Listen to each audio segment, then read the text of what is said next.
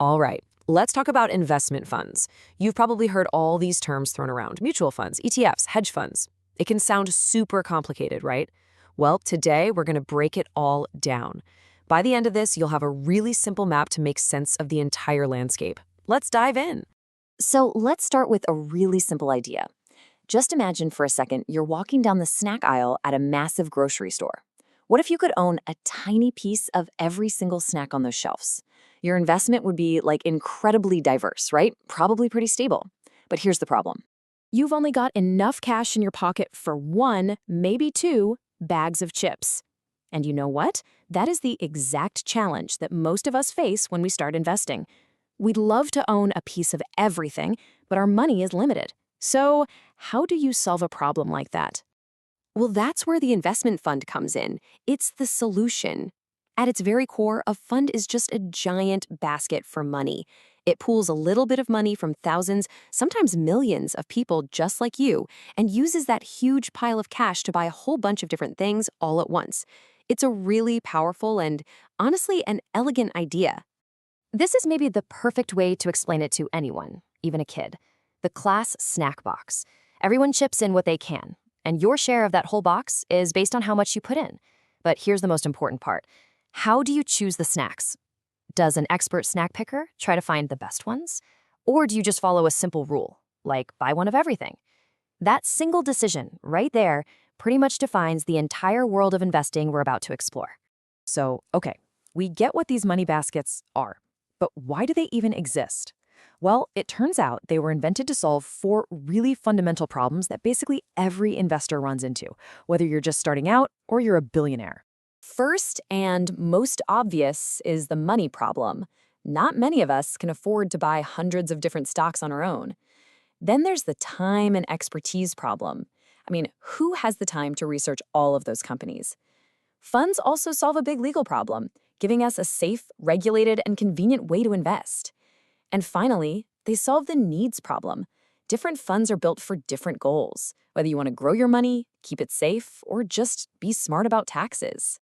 Okay, so let's get into the stuff you and I can actually buy. These are the public funds, the ones you'll see in your retirement account or a regular brokerage account. And there are really two main types that you absolutely have to know. First up, we've got the classic, the OG, the mutual fund.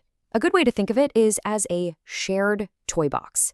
It's super popular, especially for things like a 401k, because it's just fantastic for setting up automatic, regular investments.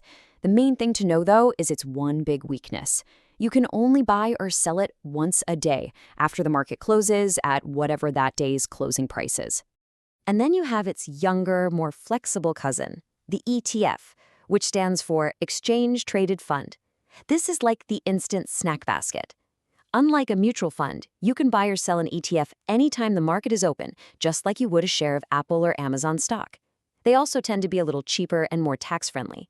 Now, the flip side is that because it's so easy to trade, some people get tempted to, well, trade too much. So let's just put it side by side. The whole difference really boils down to how you trade it.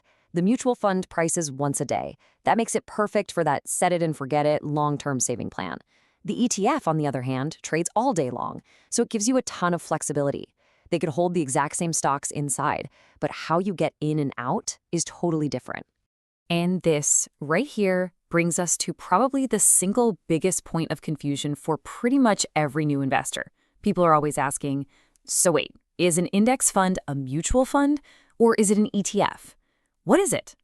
The answer is so important, and believe it or not, it's actually really simple. Here it is, the big aha moment. An index fund isn't a thing, it's a strategy. Think of mutual fund and ETF as the packaging, the wrapper. It's the box or the bag you put your stuff in. Indexing is what you're doing inside that package. It's just a simple passive strategy where you try to match the market, like the S&P 500, instead of paying someone to try and beat it. Look, it's just like this. You can have a passive index strategy inside a mutual fund wrapper, and you can have that exact same strategy inside an ETF wrapper. It works for an active strategy too, where a manager is actively picking stocks. So you see, an index fund isn't its own category. It's just a philosophy, a game plan that can exist inside either one of those main packages. Okay, we've got the public world down. Now, Let's peek behind the curtain into a completely different universe. These are the private funds, the ones built for very wealthy or institutional investors, and they play by a totally different set of rules. First up are hedge funds. The name actually comes from their ability to hedge their bets. They can use all sorts of complex tools, like borrowing money or betting that a stock will go down, to try and make money even when the market is tanking. Their goal isn't just to beat the market, it's to get a positive or absolute return, no matter what. That's why they're usually only open to very sophisticated investors. I love this way of thinking about it. If a mutual fund is like playing checkers in the park, a hedge fund is like playing 3D chess in a locked room. It's a much more advanced game, played by experts using special moves that just aren't available to the rest of us. Then you've got private equity funds. Now these are also private, but their game plan is totally different. They're not buying little slices of public companies. Nope, they are buying entire companies, often taking them private, off the stock market.